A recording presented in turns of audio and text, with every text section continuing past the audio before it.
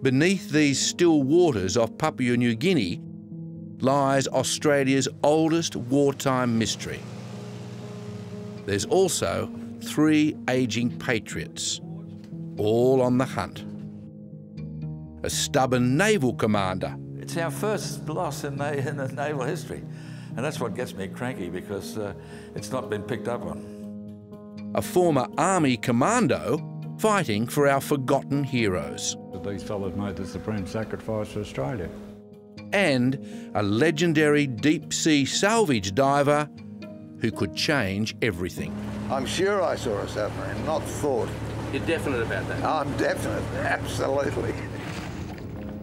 They're determined to find Australia's first submarine, called the AE1. Her World War I mission was to attack New Guinea, then held by the Germans. But while returning from patrol on September 14th, 1914, the AE1 vanished. She became our first naval loss, and all 35 crewmen perished. All those men gave their lives, and there was no recognition of the fact that they did. And I think it was pretty sad. The hunt for the submarine also carries the hope of other generations, descendants like Lisa and Olive McKinnon. It would give a lot of closure for a lot of people, and it would be nice to know his final resting place. Olive McKinnon's grandfather, able seaman James Thomas, was among the 15 Australians, 19 British and 1 New Zealander on board. Well, he was my grandfather. I never ever got to know. What happened to them, we don't know. It's like they vanished. The AE1 is not only Australia's first naval loss, but it remained our worst until the HMAS Sydney was sunk off WA in 1941 during World War II. But what makes this one of Australia's great maritime mysteries is the fact the sub disappeared without any trace whatsoever. No mayday call, no known contact with the enemy, and no oil slick ever found.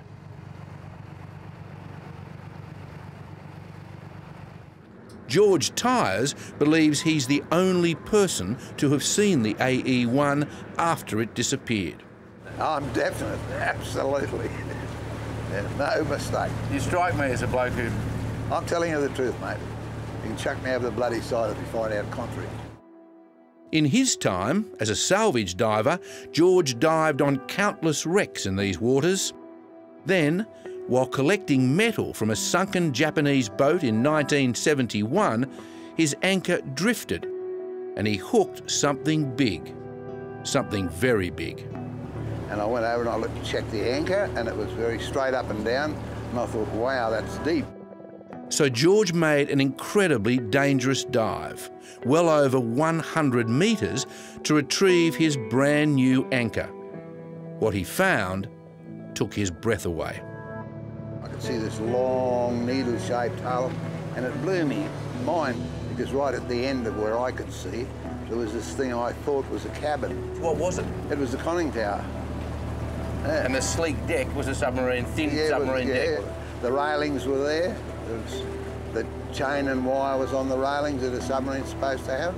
And the other half was what, buried in silt? Could not see it. Under silt, under reef? Well, the other half of it just disappeared off into the gloom. George tried for decades to convince the Navy to conduct a search here. So now they're going it alone. These divers will follow the old-timers' memories into the deep. But first, they have to locate the Japanese wreck George was diving on when his anchor accidentally hooked the sub. They go down to 67 metres. I'm getting a fairly big contact. Soon, they find the buried hull of the Japanese ship they're looking for. That's the mound, is it? That's a mound. We're coming up to the top of it. This is a chair. That is actually a chair. Back on top, George confirms the spot 38 years later. This looks like, according to what the mayor said, it's nice and flat like the upside down wreck should be. It's their starting point. And New Hope, the AE1 and her crew, lost for almost a century, are nearby. I think it is. That's why I swam off there at the end when I stood there. Well, I think we've got to find a centre. I think we've got to mark it.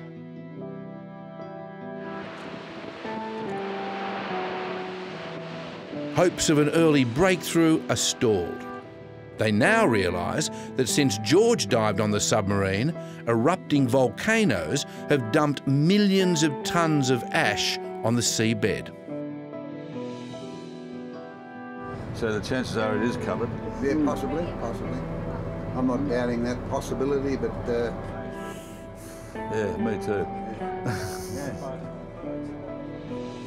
Their hope is that the sub's not buried, so they push on with the search.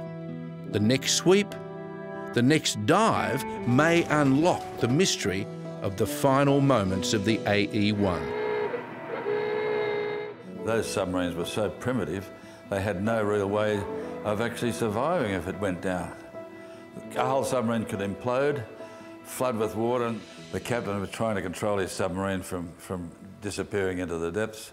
The engineers trying to close valves and blow ballast tanks. There's a lot of people running around there trying to make things work. And there'd be voices raised, and then an element of terror would creep in. It was frightening, yeah, I mean, you know.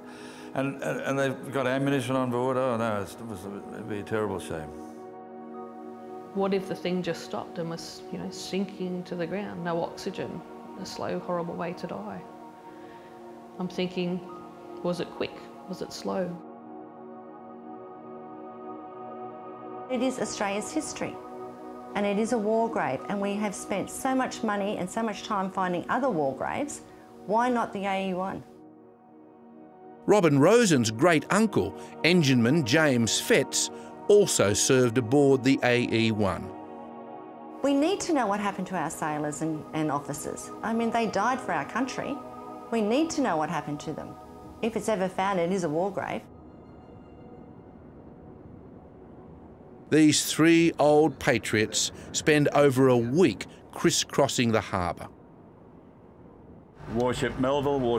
A Royal Australian Navy ship carrying sophisticated sonar equipment is close by, and the team asks for help.